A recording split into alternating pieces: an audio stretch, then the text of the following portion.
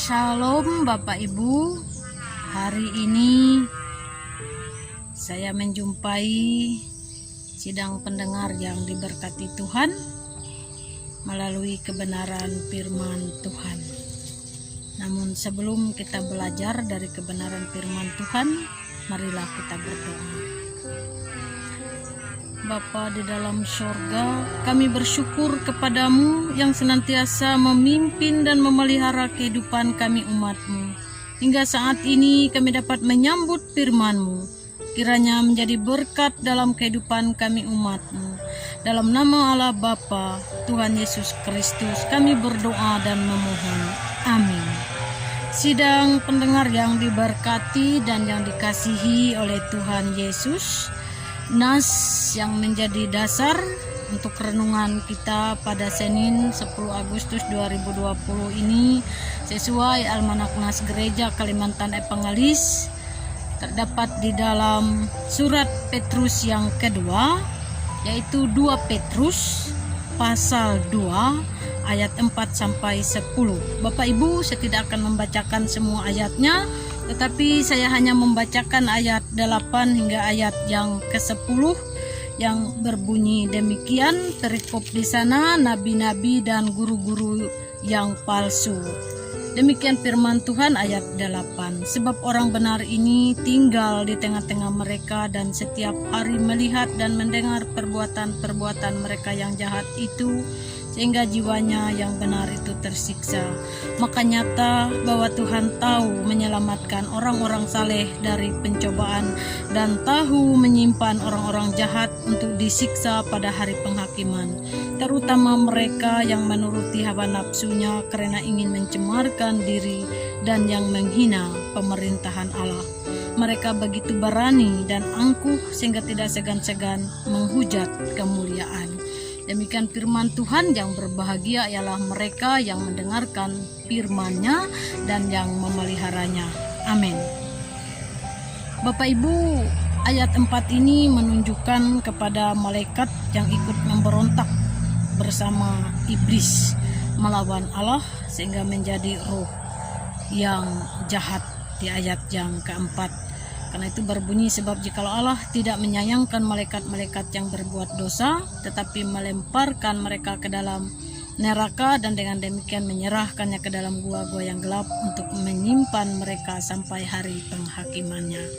Nah Bapak Ibu, sidang pendengar yang dikasihi dan yang diberkati oleh Tuhan, rupanya surat yang kedua dari Rasul Petrus ini mengingatkan akan beberapa hal, yaitu akan bahaya dari nabi-nabi dan guru-guru yang palsu, di mana ajaran yang mereka ajarkan bukan berdasarkan pada kebenaran firman Tuhan, tetapi berdasarkan hawa nafsu.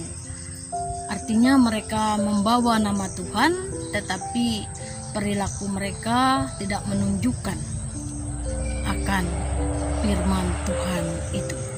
Nah, oleh karena itu jika di dalam perjanjian lama di sana dikatakan nabi palsu yang tampil di tengah-tengah umat, tetapi di zaman perjanjian itu dikenal dengan guru-guru palsu yang tampil, sehingga baik nabi-nabi palsu maupun guru-guru palsu itu mereka mengajarkan kesesatan dari jalan kebenaran demi untuk mencari keuntungan bagi dirinya. Itu satu hal yang diperingatkan oleh Rasul Petrus dalam suratnya yang kedua ini kepada orang-orang percaya. Nah kemudian berikut Rasul Petrus juga mengingatkan bahwa Tuhan tahu bagaimana menyelamatkan orang yang saleh dan menghukum orang yang jahat. Tuhan akan menghakimi mereka yang hidup menuruti hawa nafsu dan yang menunjukkan penghinaan serta melawan kekuasaan Allah, dikatakan dalam ayat 10 tadi. Nah kemudian berikutnya Paulus juga sebaliknya mengingatkan bahwa dengan kekuasaannya Allah akan menyelamatkan orang-orang saleh dan menuntun mereka kepada kehidupan yang dikehendakinya. Itu bisa kita temui di dalam ayat 7 yang berbunyi demikian. Tetapi ia menyelamatkan Lot, orang yang benar, yang terus menerus menderita oleh cara hidup orang-orang yang tak mengenal hukum dan yang hanya mengikuti hawa nafsu mereka saja. Nah, berikutnya Rasul Petrus juga mengingatkan melewati suratnya ini bahwa Allah sudah menetapkan suatu saat kelak di mana Dia akan menghakimi, akan menghukum guru-guru palsu itu dengan semua pengikutnya, sehingga tidak ada satupun yang luput dari penghakiman Allah. Allah sudah menyiapkan penghukuman kepada mereka. Itu bisa kita temui dalam ayatnya yang ke-9 yang berbunyi, maka nyata bahwa Tuhan tahu menyelamatkan orang-orang saleh dari pencobaan dan tahu menyimpan orang-orang jahat untuk disiksa pada hari penghakimannya. Nah, jadi Bapak Ibu sidang pendengar yang diberkati oleh Tuhan, jangan pernah tergoda untuk mengikuti cara hidup nabi-nabi palsu dan guru-guru palsu, karena mereka akhirnya di hidupnya adalah kebinasaan.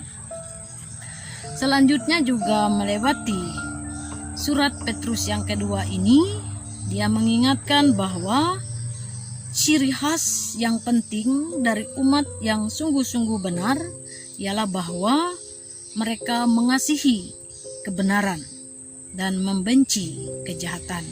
Itu dikatakan di dalam ayatnya yang ke-8, sebab orang benar ini tinggal di tengah-tengah mereka dan setiap hari melihat dan mendengar perbuatan-perbuatan mereka yang jahat itu, sehingga jiwanya yang benar itu tersiksa. Ya. Artinya Allah membebaskan di sana Lot karena dia menolak kejahatan, dan Lot merasa muak terhadap cara hidup orang-orang yang tak mengenal hukum itu, yang tak mengenal firman Allah itu. Nah, terakhir dikatakan Rasul Petrus juga mengingatkan bahwa kepada kita untuk kita dapat yakin bahwa Allah mengetahui bagaimana menyelamatkan orang percaya yang setia dari tengah-tengah umat yang amoral dan tercemar dalam setiap angkatan. Itu bisa kita bandingkan dalam 2 Timotius pasal 4 ayat 18. Nah, jadi Bapak Ibu melewati kebenaran firman Tuhan hari ini bagi kita terus ya, memberikan kekuatan, memberikan keyakinan bahwa Tuhan akan memimpin umatnya, orang-orang percaya yang mau tetap setia kepada kebenaran, membenci kejahatan, hidup tidak menurut hawa nafsu, tidak mencemarkan dirinya, tetapi memelihara kemuliaan nama Tuhan. Dan biarlah firman Tuhan memberkati kita. Mari kita berdoa.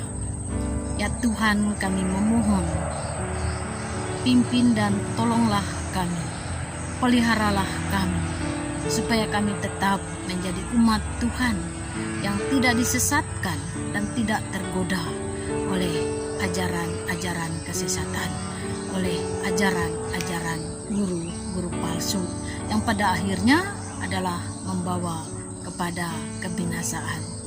Amin. Shalom, salam sehat bagi kita semua.